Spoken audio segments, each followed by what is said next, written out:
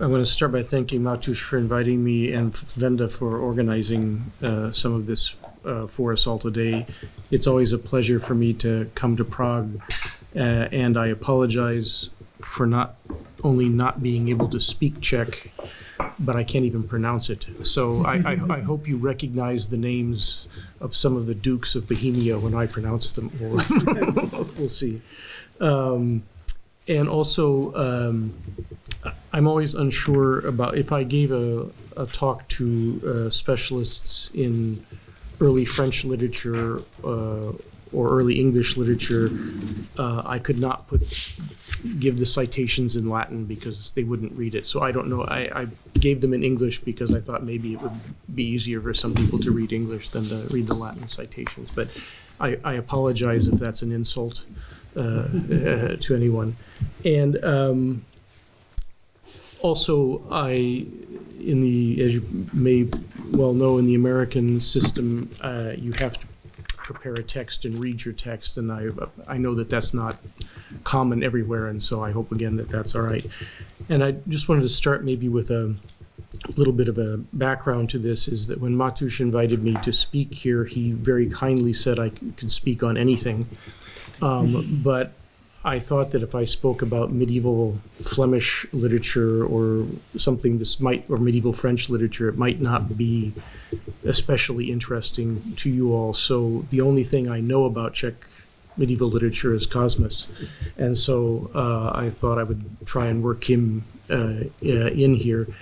And part of this has to do with, I realize how outrageous it is to come to Prague to talk about Cosmas to Czech people, and I am by no means. I have read Cosmas and with great interest, and so what this is more of a personal paper about what I have learned from reading Cosmas in comparison to the chroniclers, the historians that I know from medieval Flanders, and some of the things I say may be very stupid, but I hope that you will indulge me on this. So I'm embarrassed to say that I was not aware of Cosmas of Prague's Chronicle of the Czechs until the editor of the Catholic University Press asked me to evaluate Lisa Wolverton's English translation of the work a little over 15 years ago. As I read the translation, I was surprised at how similar Cosmas's chronicle seemed to me to be to the works of early 12th century Northwestern European chroniclers with whom I was familiar. I was also surprised that I had not heard of Cosmas before, since his work belongs so clearly to the medieval European chronicle tradition. In retrospect, I suspect that my surprise was due principally to my belonging to a generation of American scholars for whom much of Central and Eastern Europe was not accessible physically or intellectually for a long part of our lives. When I started to read Cosmas for the first time, I thus expected to encounter a work that was different from the chronicles with which I was familiar. Instead, I encountered a chronicle that was very similar to them. What I would like to do today, therefore, is to draw your attention to a few of the similarities between the Chronicle of the Czechs and a couple of Flemish chronicles, especially the Chronicle of Galbert of Bruges, speculate a bit about the reasons for these similarities, and suggest some of the implications of these similarities for the study of medieval Latin literature. And the Flemish chroniclers I'll talk about are named on the first page here and roughly contemporary with Cosmas. Before I do so, however, I would like to say a word about Flanders in the 11th and 12th centuries. So at its greatest expansion, medieval Flanders went from Amiens in the southwest to what is now Antwerp in the northeast, and from Boulogne in the northwest to Cambrai and Mons in the southwest. Southeast, sorry. In addition to Flanders proper, Greater Flanders included the counties of Guienne, Boulogne, Saint-Paul, Hesdin, Amiens, Cambrai, Hainaut, and part of the Duchy of Brabant. Situated on the North Sea, the county was a crossroads between France, England, Scandinavia, the Holy Roman Empire, and eventually Italy, the Baltic states, and Russia. In the 12th century, it was one of the wealthiest, most densely populated, most dynamic, most powerful, and most important principalities of Europe. Unlike Bohemia and Moravia, Flanders did not possess a center like Prague that was the seat of both political and episcopal power. Ecclesiastically, the county was divided between the dioceses of Terouanne, Tournai, and Arras-Cambrai, which were a single diocese up until 1092. As a result of its most important spiritual centers were ancient monasteries like those in Saint-Omer,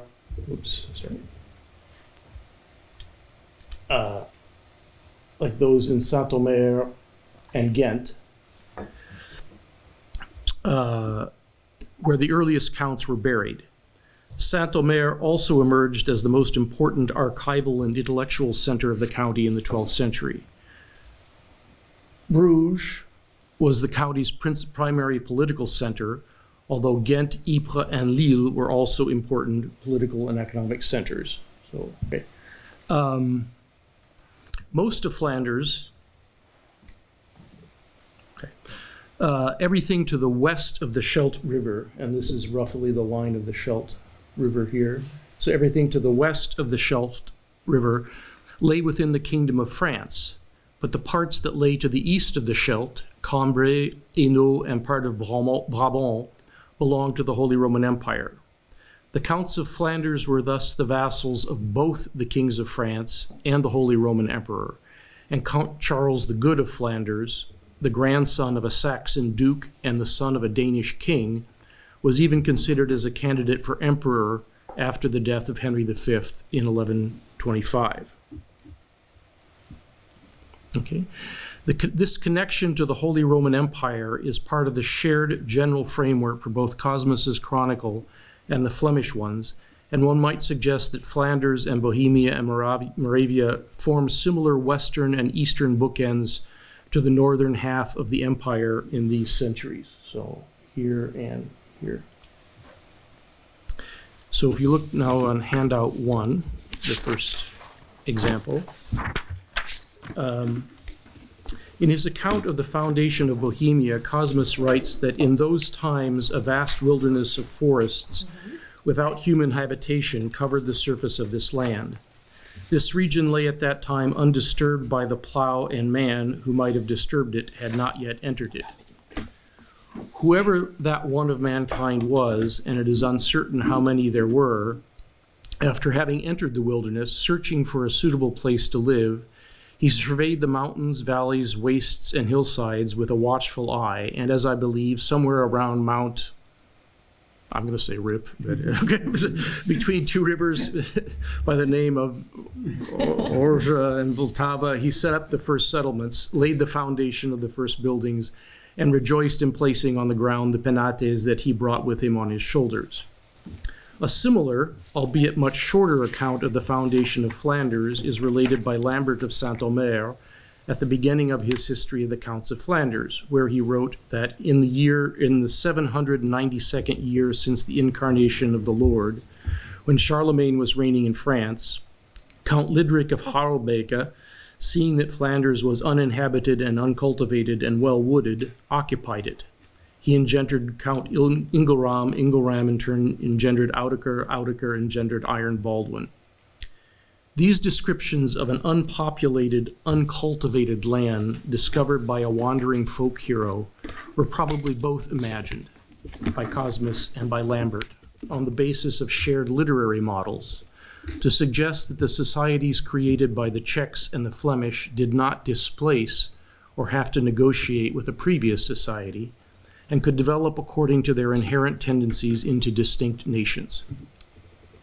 It is perhaps also significant, as I said earlier, that both principalities were part of a larger kingdom. The core of Flanders was part of France, and Bohemia and Moravia were part of the Holy Roman Empire. But both were large, and largely independent principalities with their own long-term ruling families. Flanders was a bilingual county, and most of its inhabitants spoke a Germanic language rather than a Romance language, even though the county was nominally part of the Kingdom of France. I gather, and here you have to correct me if I'm wrong, but I gather that at least the upper classes of Bohemia and Moravia were also bilingual, and that most of their inhabitants spoke a Slavic language rather than a Germanic language, even though the duchy was nominally a part of the Holy Roman Empire. Flanders had distinct physical boundaries and its own language and culture, and by the beginning of the 12th century, it had been ruled by a single family for over 300 years.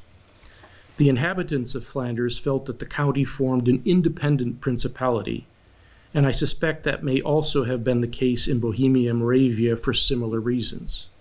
Both principalities would thus have welcomed a foundation legend that made it clear that they had always been distinct nations. Because I do not have time to discuss many of the other resemblances, especially the more subtle ones between Cosmas's work and that of contemporary Flemish chroniclers, I will limit myself to a few of the affinities between the works that I find striking. At the beginning, and this is number 2 on the handout, at the beginning of his entry for 1090, Cosmas writes, "That ancient serpent, enemy of humankind, who never sleeps but always disturbs the quiet, could not bear for the brothers, namely King Vratislav and Bishop Gebhard, to live at peace any longer. He vexed the one with empty glory and ambition and stirred up the other with arrogance and puffed up pride, so that neither one believed the other, nor was one able to get the upper hand against the other. This one did not want to consider his brother his equal. The other did not want to be considered less than his brother. This one wanted to be in charge, the other did not want to be subordinate. One wanted to rule like a king and be above all others, the other did not want to obey the king's commands, but to acknowledge an obligation to the emperor alone from whom he received the episcopate."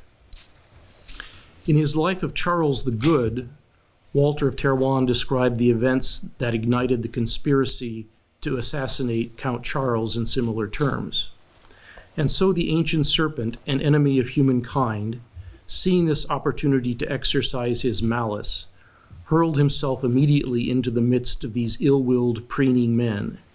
And since he who boasts that he is king over all the sons of pride had set the throne of his realm in their minds, he prepared cunningly another snare for them in which they might be entangled all the more desperately and brought down.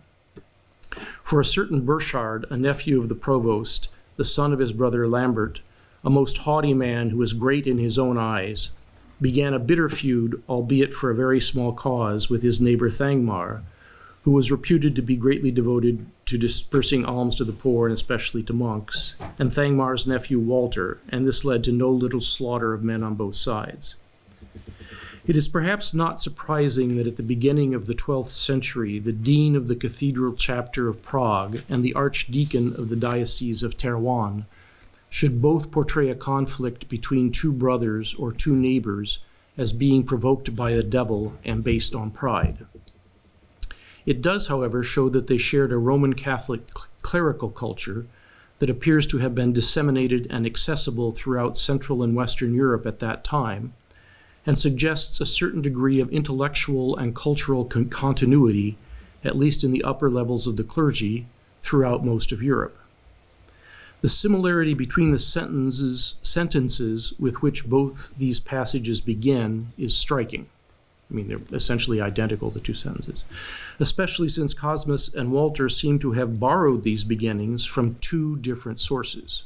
And this gets very complicated, but I've spent most of 3 weeks trying to find these sources, and they seem to be, even though ultimately they must go back to something the same, Cosmas and Walter seem to have drawn them from different sources.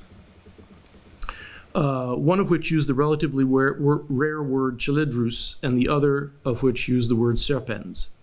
It is true that both passages describe conflicts based on pride, but the fact that these two authors, one writing in Bohemia and the other in Flanders, introduced these two passages with almost the same expression, which they drew independently from different sources, is an astonishing coincidence. and suggests they thought in notably similar ways, which led them to portray conflicts between neighbors or relatives as the result of diabolical machinations, and to use the same expression in doing so. And then handout 3.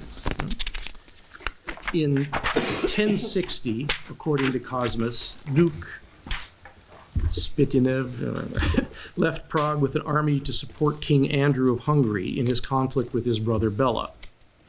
After he had already raised the standards of the army and had gone a day's journey away from Prague, writes Cosmas, Duke Spitinev met a widow who wailed and wept and kissed his feet.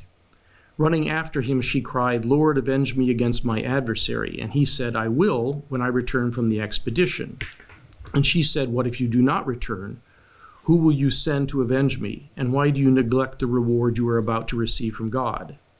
Immediately, at the petition of a single widow, he interrupted the expedition and avenged her against her adversary by a just judgment.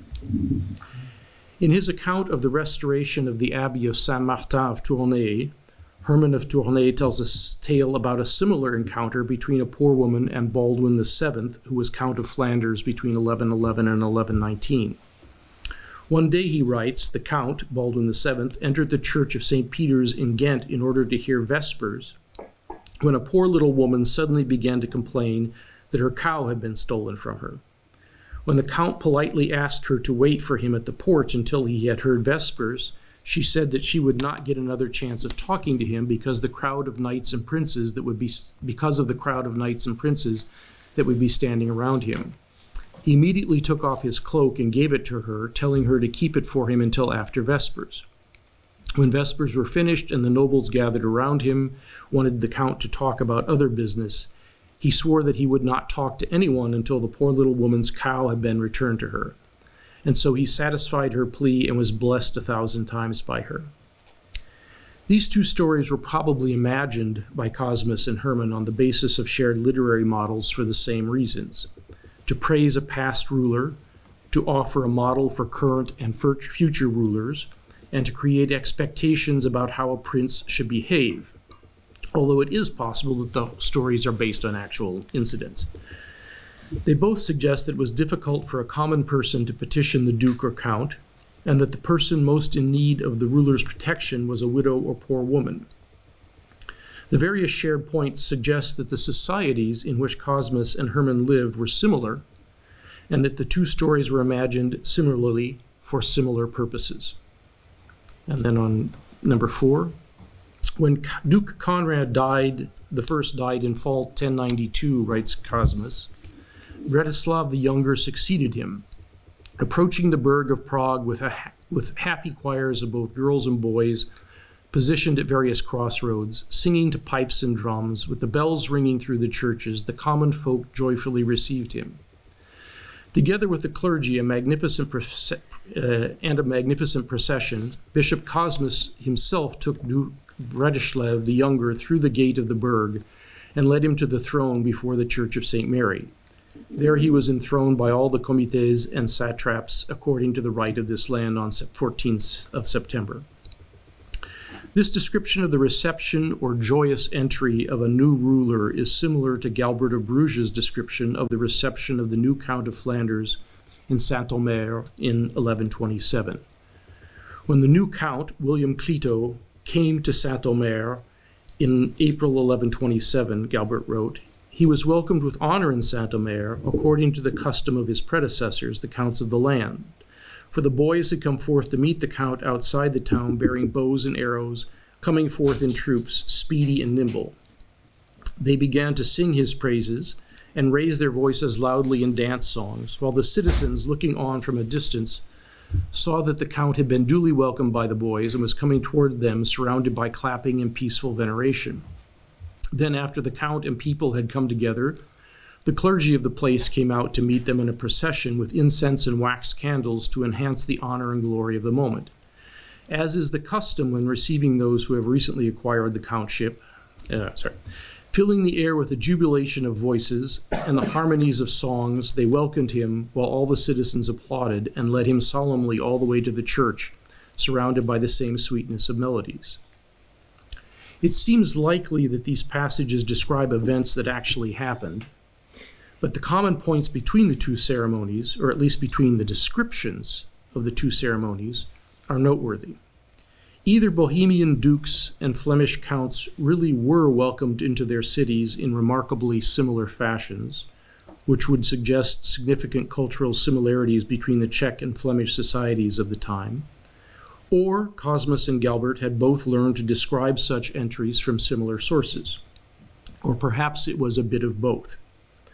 Perhaps the reception of Bohemian dukes and Flemish counts did resemble one another in many ways, and perhaps the descriptions of those ceremonies by two authors who shared a common educational heritage and had learned to describe such ceremonies in a similar way emphasized those similarities.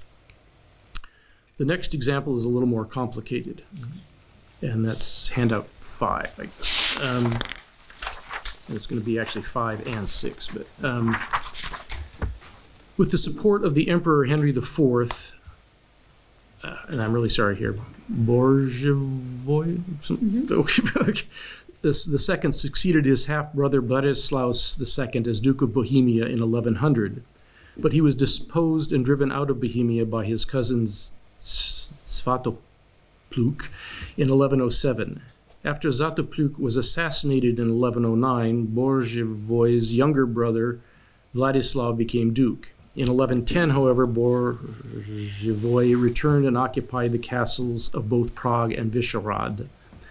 This provoked a civil war between the two brothers like the one that took place in Flanders after the assassination of Count Charles the Good in 1127, when William Clito was made count with the support of King Louis VI of France, but was challenged by his cousin Thierry of Alsace in 1128.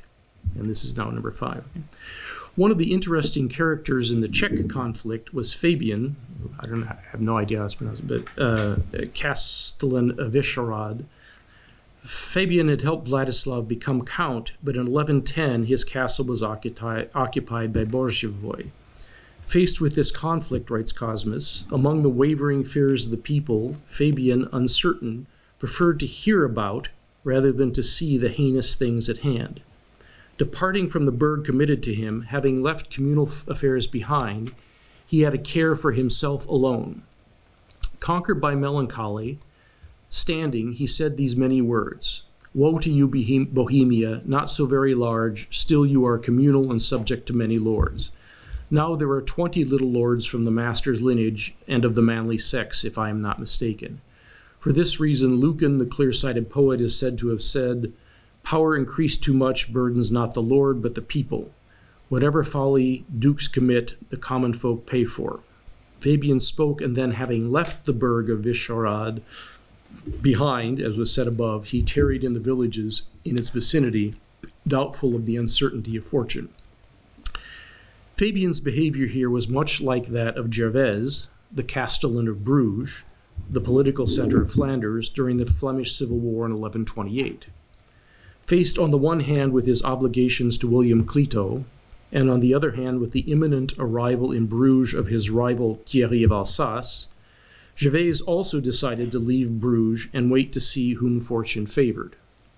Galbert wrote, Monday, March 26, Monday, Castellan Gervais did not wish to remain with our people of Bruges any longer because they had forbidden the place and his castle to Count William and blocked the gates against him, and on top of everything else adopted Thierry as their count. He therefore sent for the better men among the citizens to meet him outside the castle of Bruges and spoke with them in this way. Since I still keep my faith to my one and only lord, Count William, from whom I cannot be separated without harm to my honor according to worldly law, I am no longer free to remain with you, who have shown the count such contempt. I beg you to treat my wife, my sons and daughters, and the possessions I leave behind in the castle honorably and keep them safe until the appointed day. And all of our citizens promise to watch over them faithfully. The parallels between Fabian's and Gervais's behavior again suggest that Bohemian and Flemish societies were similar in the early 12th century. It is also intriguing that both Cosmas and Galbert decided that the Castellan could not leave his city without some sort of speech, which they both invented. And then, again, it's the Handout 6, let me see, yeah, okay. The speech Cosmas invented for Fabian echoes a passage Galbert wrote just before his description of Gervaise's departure, in which he too decries the division of loyalties that has led to the Civil War. March 25th, on the Sunday of the Annunciation to St. Mary, the gospel reading was, "Every kingdom divided against itself is laid waste." The Countess of Holland and her brother Thierry, whom the people of Ghent and our citizens had adapted as counts, sent greetings to our people of Bruges, both to the clergy and to the people of our region. Meanwhile, Arnold, whom they had formerly supported for count in Saint-Omer, was trying to acquire the county of Flanders with the help of the Castellan of Beaubourg, Henry, and the help and counsel of the King of England. So the land of Flanders was divided in such a way that some who still respected the faith and homage they had sworn to Count William fought alongside him, while others, like Daniel and Ivan and the people of Ghent and Bruges, chose Thierry. Yet others, like those in the region of Saint-Omer, like those in Saint-Omer and its region, Arnold. And still others believed that the Count of Mons should be given preference. The land was thus laid waste in such division.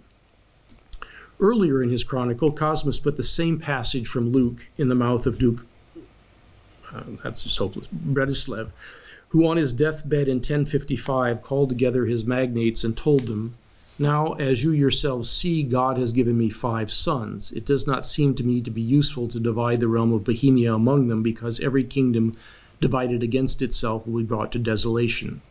Whence it must be seen to in advance that after my death no form of discord arises among them for the sake of obtaining governance." If we go back to Cosmas's account of the events in 1110, and this is number 7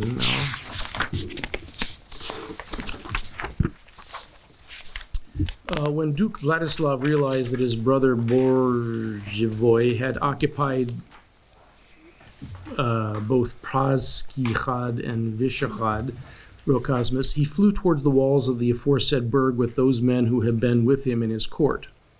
But Vladislav found the gates closed. He saw men armed and ready to fight with him. To those standing on the high ramparts, he began saying, "I come to you as a peaceable man. Recognize me and open the gates to your lord." When no one responded to the duke's word, very angry and much threatened by them, he turned across the Brusnice stream. This, too, is echoed by William Clito's experience with the people of Bruges. March 24th, Saturday, Rebecca said, having heard that the Count was trying to come to Bruges from Alter, the people of Bruges forbid him the place and his castle. They sent a message back to the Count through Castellan Gervais that he should turn aside to other places until he had rooted out his enemies from Flanders, and that they would not turn the place in the castle in Bruges over to him until then. That same day, towards evening, they saw the Count pass near us in the direction of Maldegem. Our citizens immediately leaped to get their arms so that they could resist the Count face to face at the exits at the gates, if he came to Bruges, and they closed all the gates against him. And then now number 8. Part of the sequel to this conflict is the punishment of Přivítali, a supporter of Borzhivoj, who Cosmas tells us was considered senior in the burg of Prague. A huge mangy dog, drunk on yesterday's broth, was tied to his shoulders. Seized by the beard, Přivítali was dragged 3 times around the market with the dog barking and shitting on his bearer, and the herald proclaiming, "This is the sort of honor the man will bear who breaks an oath given to Duke Vladislav." Then, with everyone in the market watching, his beard was cut on a tablet and he was sent away toward Poland into exile. Galbert related the fate of Bertolf, the provost of the Church of St. Donation in Bruges and the leader of the conspiracy to assassinate Count Charles, in similar terms. He was hung on the gallows in the middle of the market of Ypres in the way thieves and robbers are punished. His arms were stretched out in a cross on that gallows, and his hands were inserted in it, and his head pushed through the hole of the same gallows, so that the rest of the man's body hanging from the aforementioned limbs as if from strange nooses, he would die from suffocation. Then the crowd of men from Ypres, raging for the death of the provost, twisted the bowels of a dog around his neck and put the dog's mouth next to his mouth as he was exhaling the breath of life, comparing him and his deeds to a dog.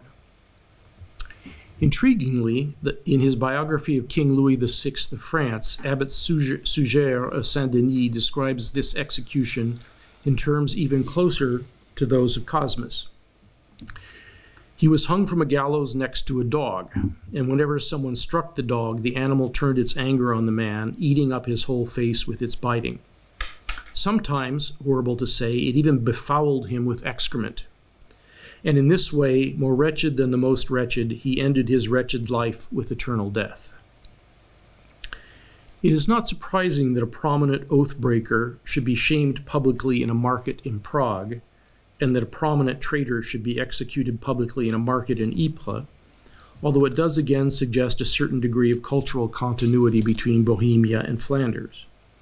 But it surprises me, at least, that a dog was bound to both men to increase their shame. This detail suggests considerable cultural continuity between the Czechs and the Flemish.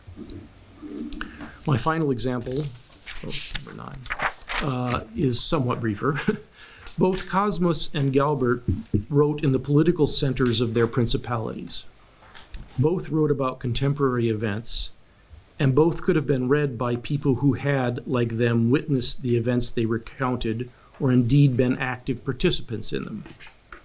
This put them both in a difficult situation. In the prologue to Book 3 of his chronicle, Cosmas wrote that, "I have found it worthwhile to leave off here, for it is better to be fully silent about men and times of our own age than to waste effort by speaking the truth, for truth always engenders hate. The men of our times, bare of virtues, want only to be clad in applause, and their folly is so great that they want to be adorned with praise, but they do nothing that is praiseworthy. If we were to recount with fluent pen their not always godly deeds, we could hardly avoid the displeasure of those newcomers and yes-men still living wet behind the ear, who give no other answer to the words of their duke but yes, sir, or right so, sir, or yes, do so, sir. Thus it seems to us to be safer to relate a dream to which no one is witness than to write about the deeds of men today. Therefore we leave it to posterity to explain their acts more broadly." In spring 1128, at the height of the struggle between William Clito and Thierry of Alsace for the county of Flanders, shortly after a defeat of an army made up largely of the men of Bruges, Galbert wrote similarly that it should be noted certainly that no wise man among us at Bruges dared to speak the truth about the calamity and misfortune in our flight. For if anyone uttered a word of the truth, they defamed him as a traitor to our place and a supporter of Count William and threatened him with sudden death. And it was no wonder because God was hardening their hearts so that they did not want to hear the truth at all. But by following crosses and processions led by the clergy through the churches, they actually provoked God to wrath rather than appeasing him, because they had risen up against the power set over them by God in their obstinacy of soul, evil-doing, pride, and strife. There were many soothsayers, both laymen and priests, who were fawned upon by our citizens because they predicted for them whatever they knew the citizens wanted to hear. Indeed, if any wise man declared the truth about the conduct of the siege or about the dangers threatening the place and the citizens, he was attacked in the vilest terms and fell silent.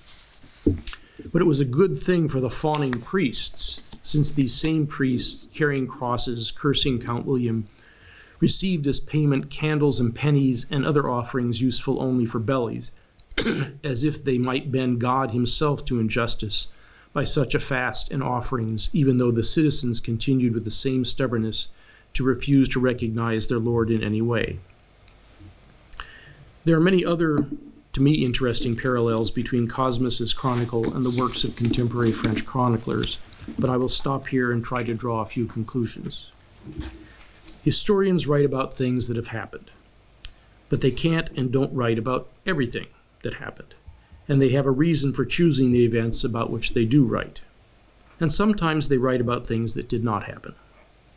This makes it difficult for us to understand what really happened. There are, however, similarities between things Cosmas described and things Galbert in particular described, such as the shaming of an oath-breaker or a traitor in a public market by means of a dog, a city's closing its gates to a ruler in the midst of a civil war, the reactions of castellans of important political centers to a political conflict, or Cosmas's and Galbert's experience as historians writing about contemporary events in the political center of their principality. These things all suggest a degree of continuity or similarity between life in 11th and 12th century Bohemia and Flanders that at least surprised me when I noticed it. Cosmas, Lambert, Galbert, Walter, and Herman were all educated in, participated in, and held institutional positions in the Roman Catholic Church. And many of the similarities between their descriptions of certain events may be due more to their shared background than to similarities between the events. The similarities, that is, may lie more in the descriptions than in the events themselves. In passage 8, for example, it is intriguing that Cosmas and Suger both mention that the dogs who were bound to Privitan and Bertolf defecated on them, while Galbert says nothing about this. This makes me wonder if a dog was not attached to someone to be shamed precisely so that it would defecate on him, and thus provide a material manifestation of the foulness of his crime. If this was the case, a chronicler would want to note that the dog had defecated on the man to be shamed, even if the dog had not done so. Neither Galbert nor Suger were present at Bertolf's punishment, and thus had to imagine it based on reports they received. But Galbert's information was probably better than Suger's, who lived further away and was probably writing well after the event. So perhaps dogs did not always defecate on the criminals to whom they were bound in order to shame them. But chroniclers almost always said they did do so in order to underline the criminal's shame. Historians, that is, complete and perfect what really happened so that their accounts correspond better to the idea they wish to communicate. Cosmas's and Galbert's descriptions of the joyous entries of rulers, for another example, are similar. But Cosmas may well have witnessed Bretislav the Younger's entry into Prague in 1092, whereas we know that Galbert did not witness William Clito's entry into Saint-Omer in 1127, and must have written his description of it based on reports he received in Bruges. It may well be that in their excitement, the people who were there that day forgot to perform one or another aspect of the ceremony that Galbert thought should have been included in it, or they added new elements to the ceremony that he did not think should be part of it, and that when he wrote what he considered an appropriate description of such an event, he added a few details that were not in any of the reports he received, and omitted a few details that were in them. There is, however, no guarantee that Cosmas wrote an accurate description of Brattislav's entry into Prague in 1092, even though he may have witnessed it. Maybe the people of Prague also forgot to perform one or another aspect of the ceremony that Cosmas thought should have been included in it, or added new elements to the ceremony that he did not think should be part of it, and that he too wrote what he considered an appropriate rather than an accurate description of such an event. Chroniclers like Galbert and Cosmas were less concerned with writing an accurate description of events than an appropriate one. They knew that a ceremony had taken place, and they had in their minds a model of how such a ceremony should take place. So for the most part, they probably wrote a description of the ceremony as it should have happened, although they might also include some unusual details that caught their attention. What was important to them was that the reader or listener understand that the new ruler was welcomed in the appropriate way, and Cosmas, Galbert, and the people of Prague and Saint-Omer all seem to have had a roughly similar idea of how to welcome a new ruler appropriately. Castellans Fabian and Gervais probably really did leave their cities when they became arenas of conflict between rivals for the duchy or county, and their similar decisions again suggest that life in Bohemia and Flanders, and the people living there, had much in common at the time. But the speeches attributed to them by Cosmas and Galbert in the handout that they pronounced just before they left their cities are probably additions by Cosmas and Galbert, and suggest that both thought that such an action should be accompanied by some sort of speech. The literary and intellectual models shared by Cosmas and Walter of Terrouan are probably likewise more responsible for the similarities in their descriptions of the conflicts between King Vladislav and his brother Bishop Gebhard, and between Burchard and his neighbor, than any aspects of the conflicts themselves. There undoubtedly were conflicts between these men, but the idea that the source of these conflicts was the hatred the ancient serpent bore towards humankind is an analysis, or an allegory, that was shared and added by the two chroniclers rather than something that was evident in the conflicts themselves. The similarities between Cosmas's and Walter's analyses and descriptions of these conflicts, that is, were produced more by their shared educational and intellectual background than by the conflicts themselves.